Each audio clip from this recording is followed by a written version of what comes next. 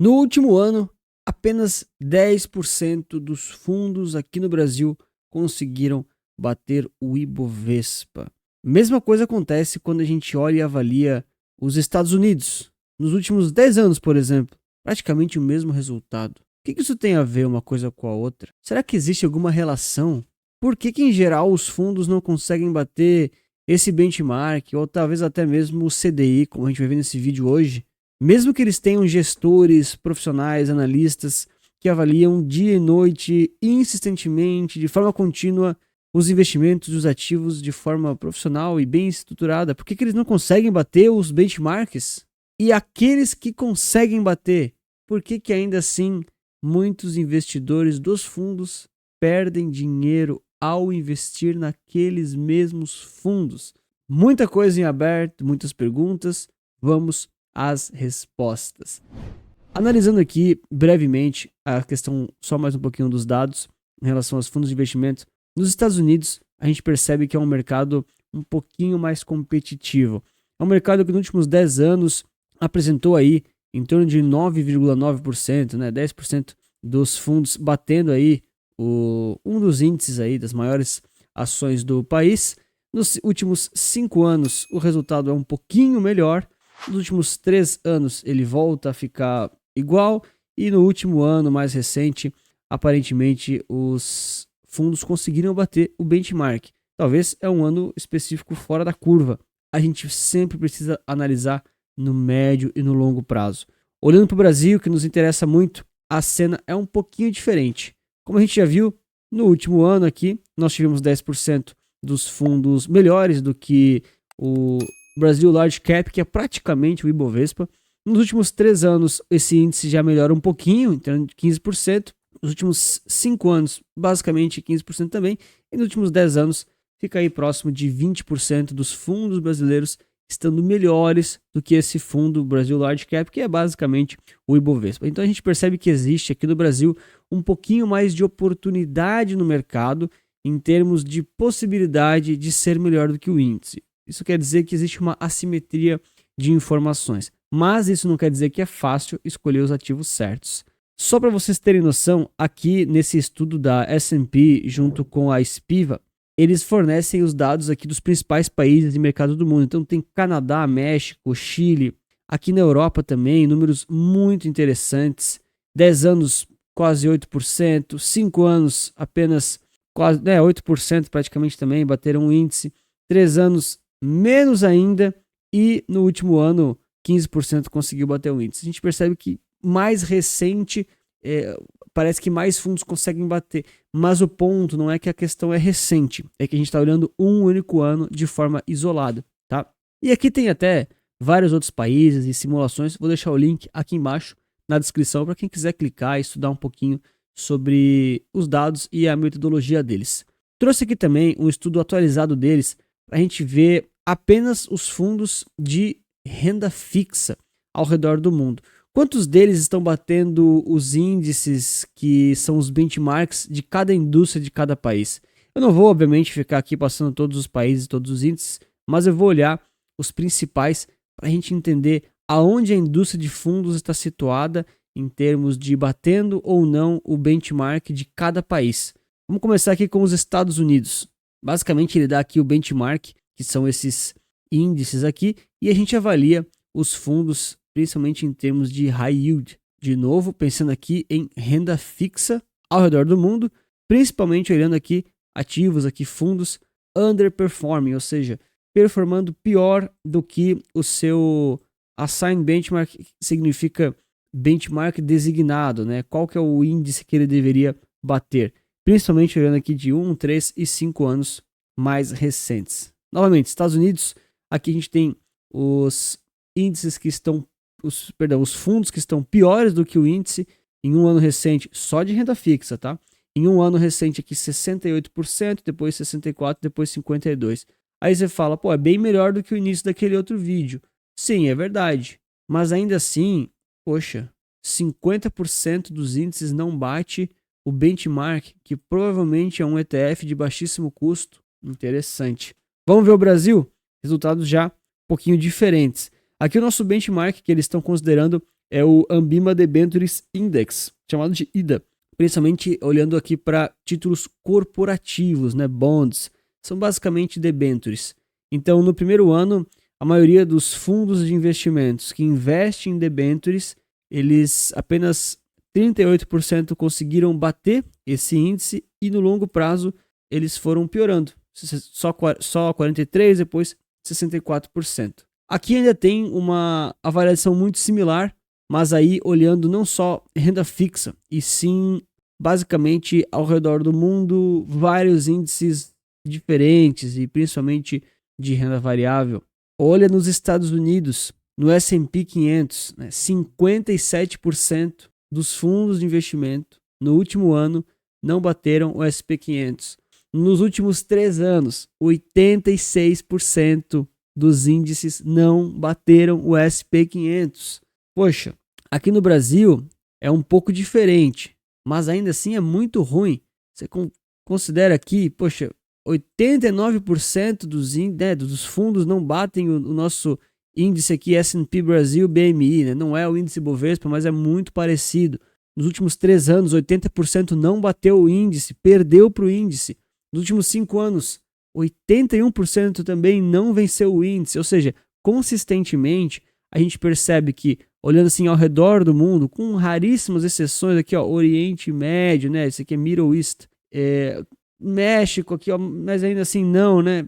África do Sul, assim, a maioria esmagadora dos países do mundo, principalmente os países desenvolvidos, aqueles que têm as maiores empresas, as maiores economias, os maiores ganhos também, de forma um pouco mais segura, com as moedas mais fortes, eles não conseguem bater o benchmark. Os fundos de investimento não conseguem, principalmente em renda variável nesses países.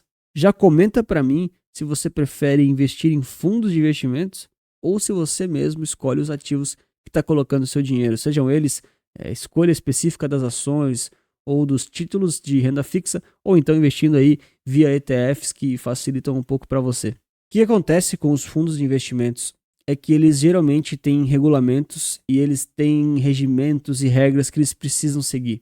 Alguns dos fundos de investimentos, principalmente aqui no Brasil, pela Ambima, eles não têm muita escolha do que eles podem fazer a qualquer momento. Então eles precisam seguir uma alocação, seja de ações, de multimercado, de renda fixa, que às vezes prejudica a rentabilidade deles. E eles estão inseridos aqui no Brasil, que é um mercado que, para quem tem liberdade, sabe fazer escolhas, consegue rentabilizar melhor do que o nosso benchmark, seja o Ibovespa ou o Brazilian BMI aqui, que o S&P considera. Mas para quem não tem muita liberdade, né, fundos que estão mais amarrados, não dá para fugir muito. E às vezes você acaba perdendo do índice mesmo. E aí a gente pode até fazer avaliações um pouquinho mais profundas, porque elas não são ideais, mas elas são interessantes a gente fazer para perceber que mesmo de ativos que não são fundos de investimentos, não é tão simples bater benchmarks simples e básicos como o CDI. Olha só essa matéria do Valor Invest. Coisa recente aqui, não tem nem um mês. Ninguém supera o CDI, então só 21 ações do Ibovespa e quase 40 ETFs bateram ele nesse ano. A questão é, a gente somou aqui 60 ativos. A nossa Bolsa do Brasil tem muito mais do que isso. Isso aqui deve ser 10%, talvez nem isso, de todos os ativos possíveis que você pode comprar lá. Ou seja, a grande maioria dos outros provavelmente estão perdendo para o CDI, mesmo que eles são de renda fixa ou de renda variável.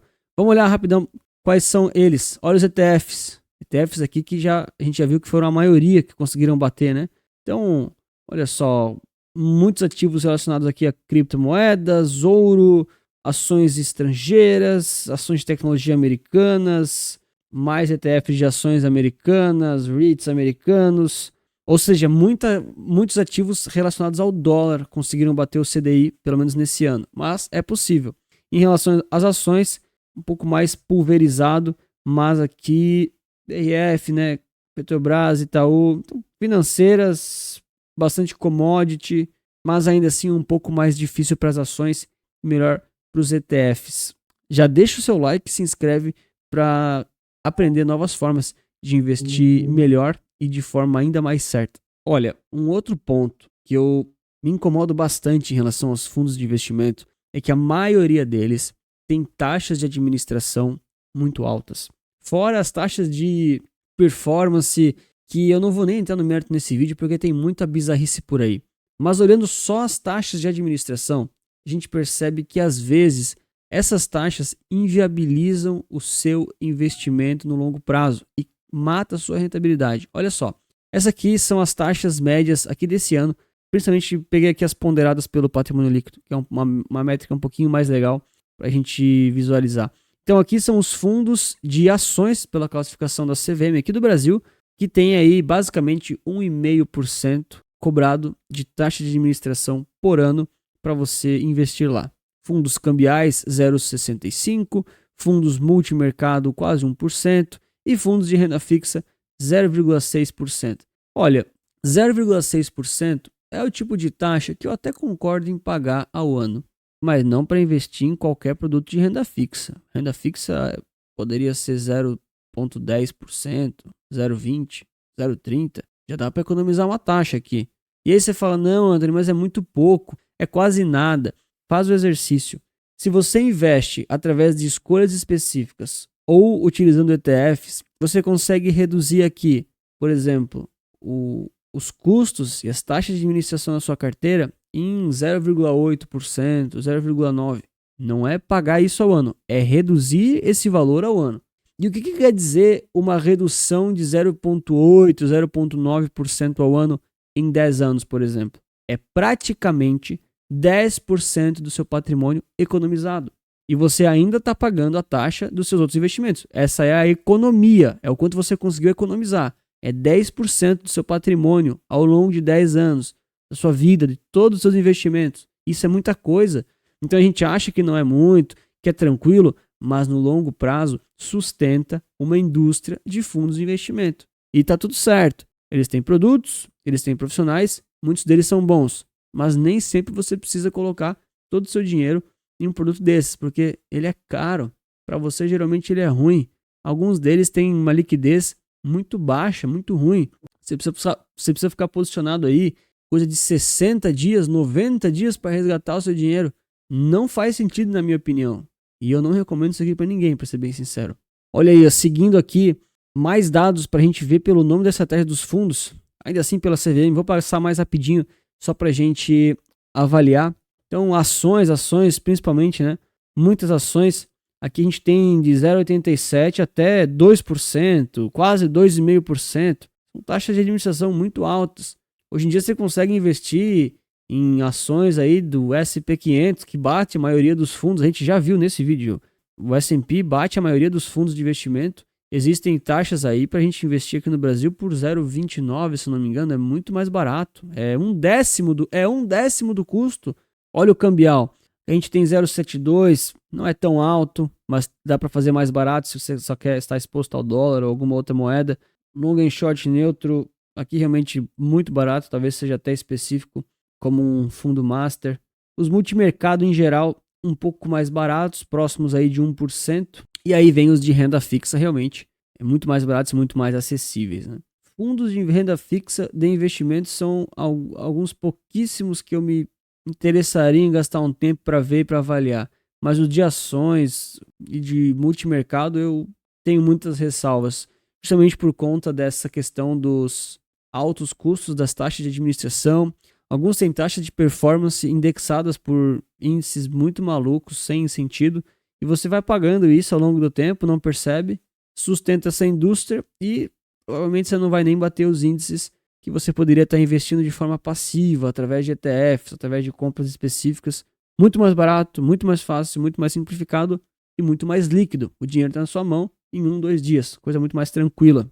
E é por isso que eu sempre ofereço os meus serviços, as minhas carteiras recomendadas, para você ter acesso a outras formas de investir seu dinheiro de forma muito mais barata, muito mais democrática, muito mais interessante para o seu bolso, sem precisar ficar sustentando uma indústria através de taxinhas escondidas, ou então custos que não são escondidos, mas são muito altos, investimentos que podem ter conflitos de interesse e deixando o dinheiro realmente no seu bolso, disponível para você de forma democrática. Se você tem interesse, QR Code na tela, link aqui embaixo, me chama que eu vou te mostrar e vamos fazer isso acontecer.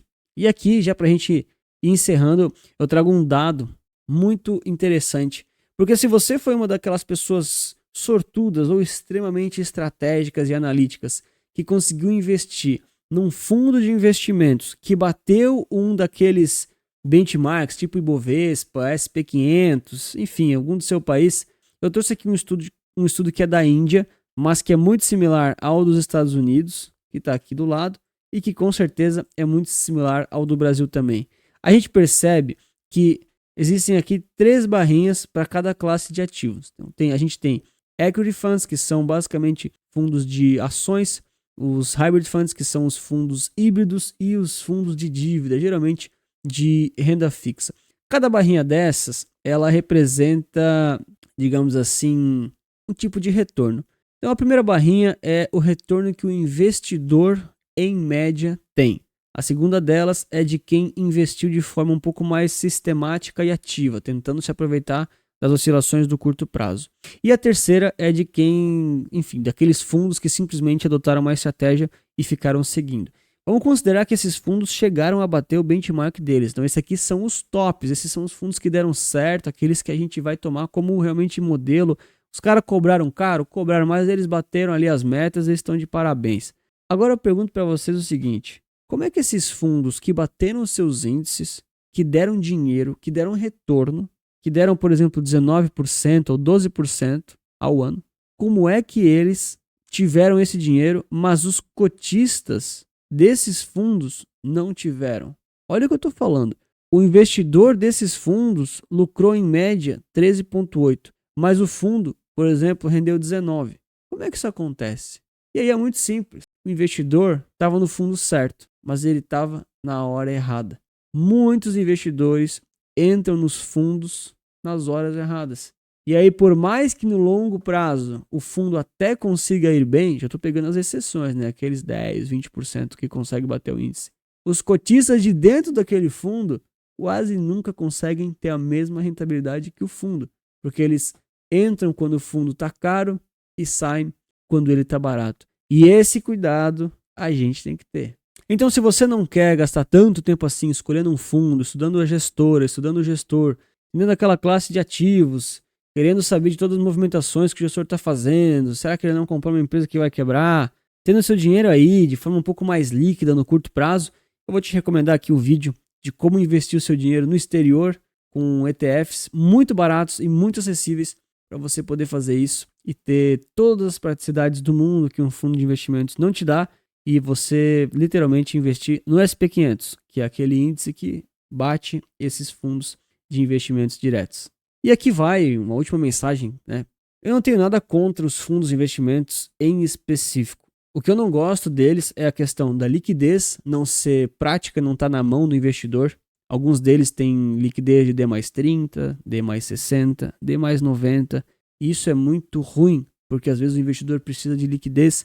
Nós estamos no Brasil, as oportunidades aparecem e a gente precisa saber se mexer de forma um pouco mais ágil. Outro ponto que me incomoda são essas taxas muito altas de administração e muitas vezes de performance que não faz sentido nenhum. Então eu não gosto disso, e se eu consigo economizar 0,8% ao ano, em 10 anos eu tenho 10% de economia no meu patrimônio total. Eu consigo fazer isso facilmente investindo meus ativos de forma específica e justificada, ou então através de ETFs que replicam índices e batem esses fundos. Ou seja, existem formas, existem meios, existem métodos. O que não existe é a indústria convencional e o marketing financeiro mostrando essas formas. Isso ninguém quer dizer para vocês.